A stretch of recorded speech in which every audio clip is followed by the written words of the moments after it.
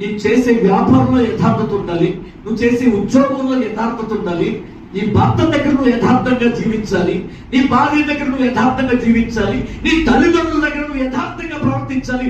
అందరికంటే దేవుని ముందు నువ్వు యథార్థత కలిగి ప్రవర్తించాలి. ఇదే దేవుడు కోరుకుంటున్నాడు. సభలు హల్లెలూయా. యథార్థతను పాటించిన, అనుసరించినటువంటి యోబు జీవితంలో వచ్చిన కష్టమేమిటిది? యథార్థతను కలిగినందువల్ల సాతాను అతని జీవితంలోకి ఎంటర్ అయ్యి ఎన్నో శోధనకు గురి చేసింది.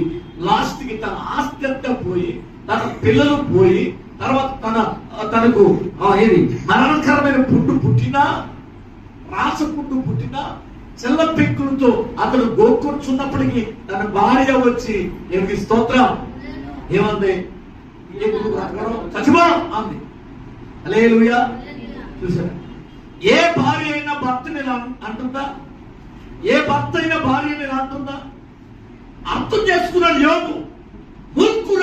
మూర్ఖురాలు వలె మాట్లాడుతున్నావు అన్నాడు కానీ ఓయి మూర్ఖురాలు అన్నాడా? అంటే అక్కడ ఎలా ఉండను చెప్పాలనుకుంటున్నా. నేను కూర్చున్నాము.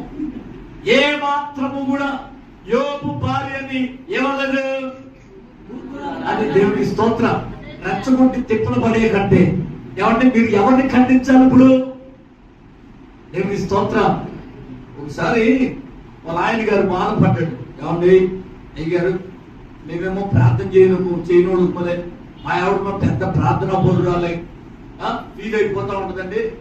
అందరూ ప్రార్థనలో కూర్చోరు అంటది. మేము అన్ని పనులు చేసుకుని వచ్చేటప్పటికి టైం అవుతుంది, మా కోసమే ఎదురు చూస్తూ ఉంటుంది. ఎవరో మా ఆవిడే వచ్చిన తర్వాత సరే కాసేపట్లో క్లుప్తంగా చేసేస్తే మళ్ళా రేపు పొద్దున్నే మళ్ళా మనం పనులకు వెళ్ళాలి, డ్యూటీ చేసుకోవాలి కదా అని క్లుప్తంగా అంటే మాట్లాడద్దంట. ఎవరో అలావిడి ఏమని మాట్లాడద్దనుకుంటున్నారు?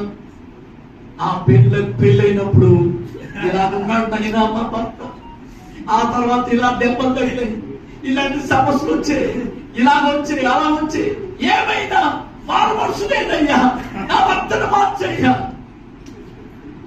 ఎవరు కోసం? ఆ పిల్లడు ఇలా ఉంటున్నాడు, అలా ఉంటున్నాడు, మా కూతురు ఇలా ఉంది, అలా ఉందని చెప్తుంటే మళ్ళీ వస్తారంటే ఇప్పుడు ప్రార్థన వంకెట్టి ఆ లెప్పగలు వాయించేస్తుంది ఇవి.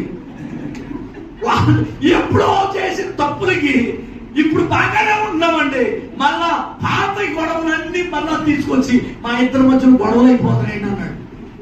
చెప్పండి అమ్మా, ఎప్పుడో ఏదో తెలియక ఏదో ఇబ్బందులు పడ్డారు, కొట్టుకున్నారు, కింద